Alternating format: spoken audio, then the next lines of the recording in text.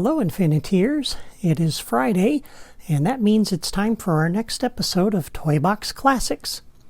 Today, we are going to finish up our Monstrous Pranks toy box.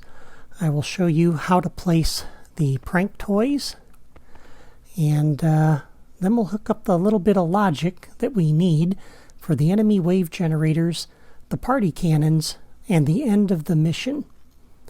Now, rather than place each of these prank toys one by one, which would take a while and make for a very long, very boring video, I am choosing instead to share with you the advice that Ryan gave in the Tips and Tricks segment of Toy Box TV Episode 7.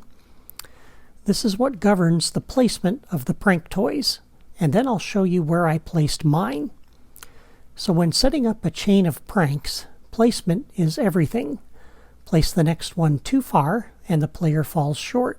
Place it too close and he breaks the toy. So you want to place a prank toy and then use it to see where he will land. Then place the next one right where he lands. That's how you string them together. So I have already done that and figured it out for this toy box. So let me show you where I placed my prank toys, and then you can copy what I've done. And when you go through and test it out, if your character falls short or goes too far, you can adjust your placement of the toys as needed. So let's begin in this little section of our toy box. This is where I started, and we'll kind of go through in the order that I played through it in the playthrough video. But first toy we place is this fly swatter launcher right here. And that is going to send the player over here, where he's going to land about right here. And we placed a breaking news ender there. That's going to punch them over here to this location. And I've placed a give them a hand launcher here. That will send them over here. And I've placed a have a nice trip launcher. And you can see where I've placed these with respect to the hedges and the textures on the terrain and so on. That sends the player over here to the Scream Energy Launcher, which launches them this way. This one is set to launch them that way. This one is set to launch them that way.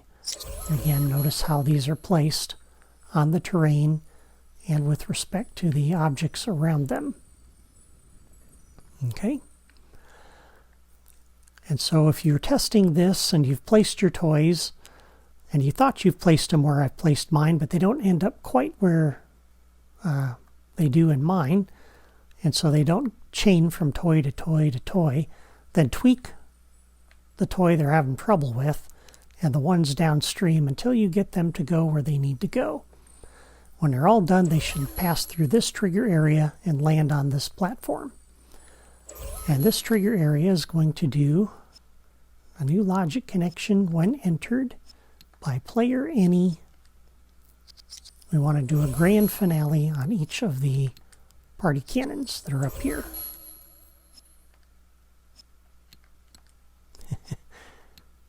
It's kind of a celebration, but it's kind of mocking them too. Like, haha, we got you. Okay, and that's it for the first chain of toys. All right, the next chain of toys are down here in this maze. And the first one is this fly swatter launcher, which is right here just past that hedge. That sends the player over to this toy, the breaking news ender.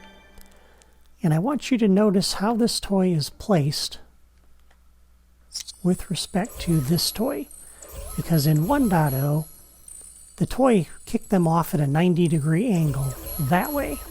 Okay? But in 3.0, their momentum as they fly from this direction will continue after this thing hits them. So they'll actually end up about here rather than here.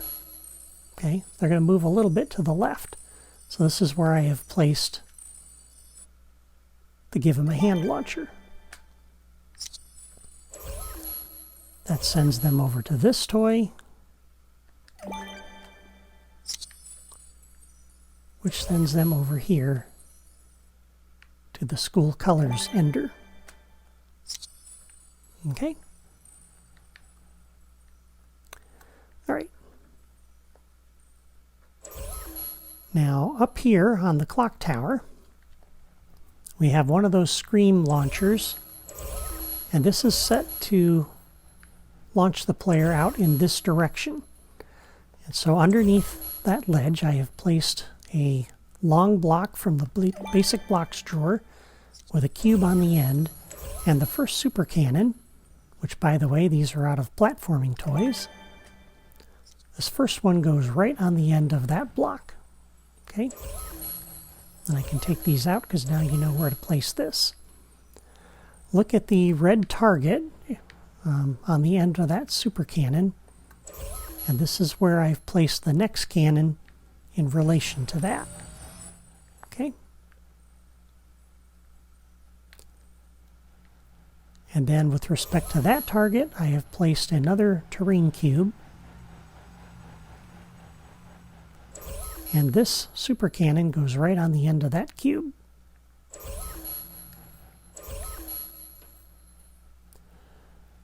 This is the target for that super cannon, and the next one sits right there like that.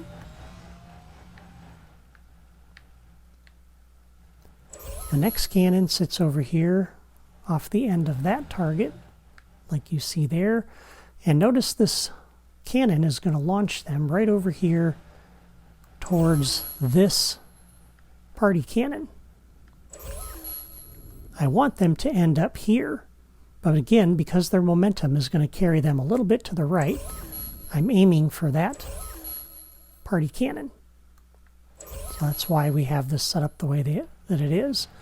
And when they come down through here, they're going to pass through this upper trigger area. This is about 1 block higher than the surface of the floor, and about 1 block to the right of that. And when they pass through here, we want to do a new logic connection when entered by player any. And we want to set off both party cannons. Again, do a grand finale, because that's more impressive. So you can see the logic here is very simple. It's mainly the placement of the toys and then the logic for the party cannons. All right. The next chain of toys is down over here. Excuse me. And between these two electrical boxes, we have another fly swatter launcher. That's going to put them here, where I have placed the breaking news ender, which will punch them into this toy to have a nice trip launcher, which will send them over here to this super cannon. That's going to launch them into this super cannon, which is in the corner of those bushes. And that will drop them on top of this screen launcher, which will send them over the lava. And here I have placed a scalable barrier block from the platforming toys, and I've resized that bottom handle there to make this about half the width. And on top of it, we've placed a Morning Edition launcher. That will drop them on this scalable barrier block over here. And I put a fly swatter launcher on top of that. That'll launch them through this trigger area and onto the couch cushion. And once again, when they pass through here, we want to set off those party cannons. So when entered by player any, do a grand finale.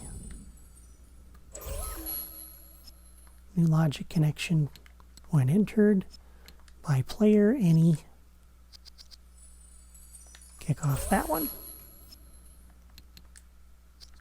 And for the placement of this trigger area, it's 1 block above the lava, lined up the way you see there. Okay. On these toys, this first one is going to launch you over here and drop you right where the cursor is.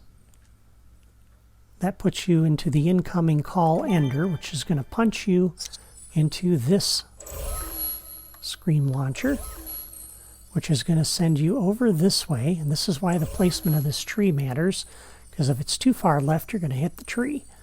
But this will send you over the tree and drop you here. And I've placed a breaking news ender there.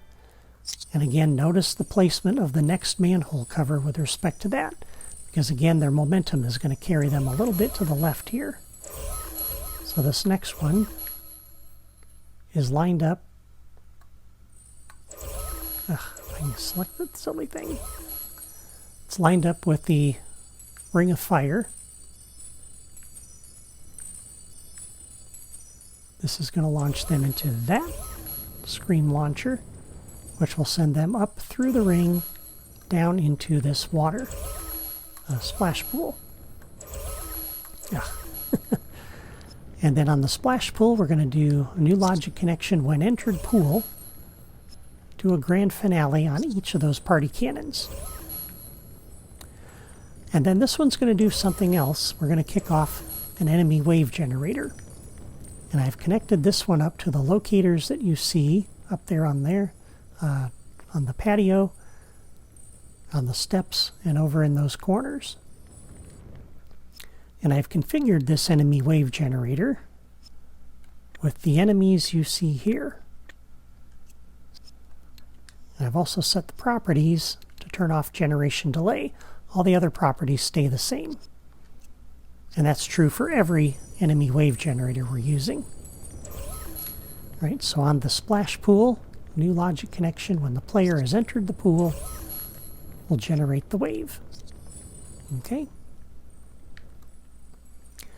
And then the last set of prank toys is back over here, or actually second to last, there's one more. So I had showed you in the build video exactly how these were placed, these barriers. Right in between, located right here, is a scream launcher that's going to send the player this way. They're going to land here where I've put another fly swatter launcher. That's going to kick them over here, where they'll land about this point. And I've placed a breaking news ender there. That will punch them over here to this toy. They have a nice trip launcher, which will send them back this way. And they'll land about right there. And here I have placed the incoming call ender, which will then punch them into this toy to give them a hand launcher. And again, notice where all of those toys are placed with respect to the terrain texture. That toy will launch them into this first super cannon, which is lined up with the edge of the terrain there. That launches them into this one, which launches them into this one. And the properties on this one has the tilt position to 45 degrees, placed the way you see there. This will launch them up and through the hoop. And when they pass through the hoop, we want to do a new logic connection. When basket is scored by Annie, do a grand finale on the party cannon. And same for the other one.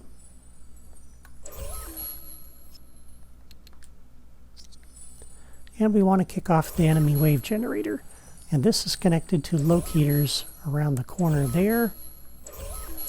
And right here. And around this corner. And this one is configured with one of those, and one of those. Again, properties set like the other one. So on the hoop, new logic connection.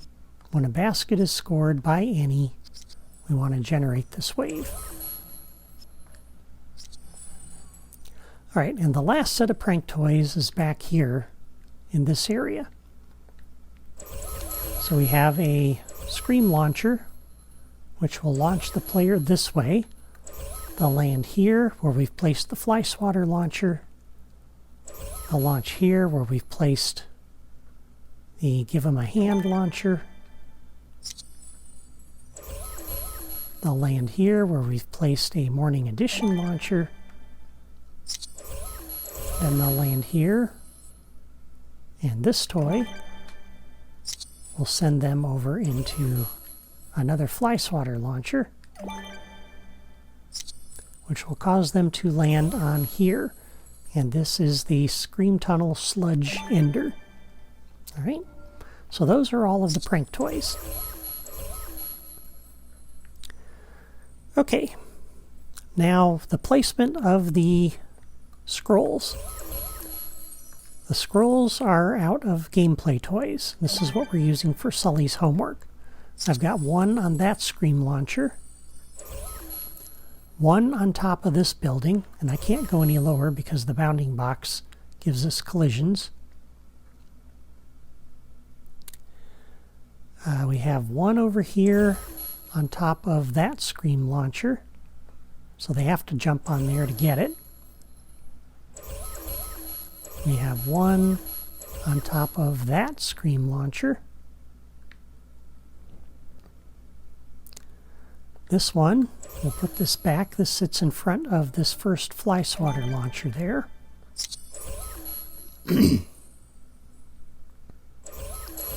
I've got one in here in the hedge maze between those two trees. We've got one up here on this block. We've got one over on top of this building. And one down here in this little park, surrounded by a trigger area. We have one over here sitting on top of that platform.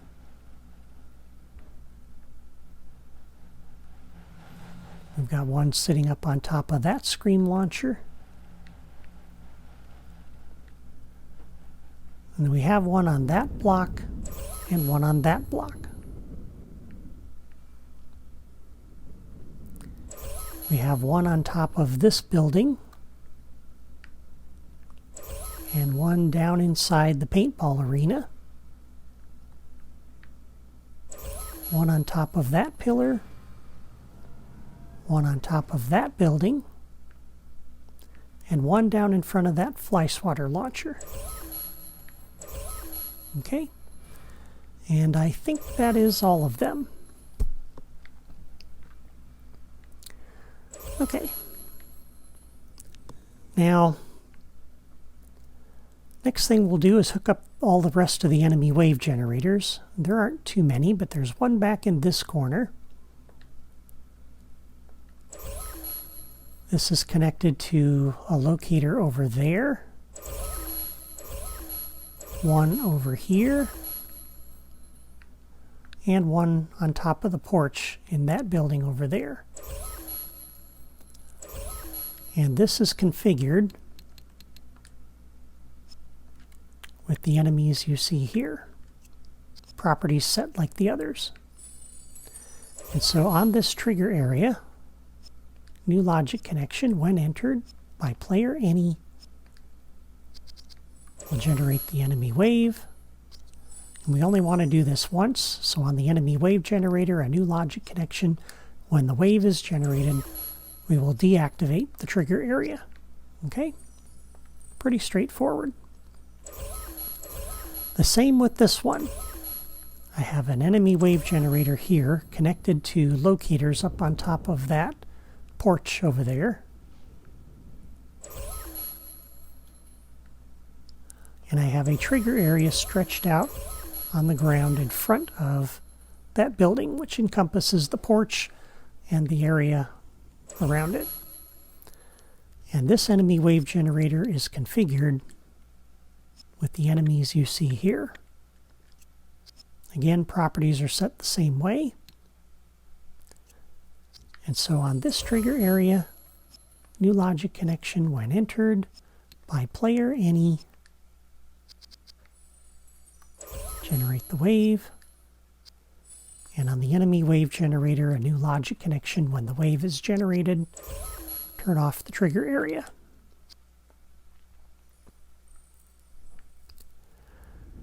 This enemy wave generator here is connected to that locator there, the one over here, and the one up in front of that door. And we've configured this one with the enemies you see here. And this enemy wave generator will get kicked off when they pick up this collectible. So on this scroll, a new logic connection when this is broken or collected, generate that wave. Behind the building in the paintball arena, we have an enemy wave generator here connected to locators that are spread throughout the arena like you see there. I tried to place them so they're kind of behind the barriers. Some of them are behind barriers if you come from this way. Some of them are behind barriers if you come from this way. Some of them are a little bit hidden if you come off the roof of the building. And this one is configured with the enemies you see there and the numbers you see there. Okay, so once again on this trigger area, which we've stretched across the whole arena, new logic connection when entered by player any, generate the wave, and on the enemy wave generator, new logic connection when the wave is generated, deactivate the trigger area. All right, there's no logic to do here. There's no logic to do down here. We've already done the logic for this, the splash pool, and for the hoops, and over here. So the next thing we'll do is when the player enters the toy box, there's two things we want to do. First, they're going to need a paintball gun. So I've placed a locator over here in front of the start pad. I've placed a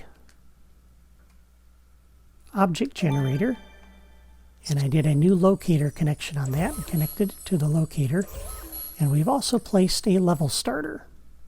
And the level starter needs to do two things. First, a new logic connection on catalyze. We'll come over to the object generator and go under tools, do the paintball gun.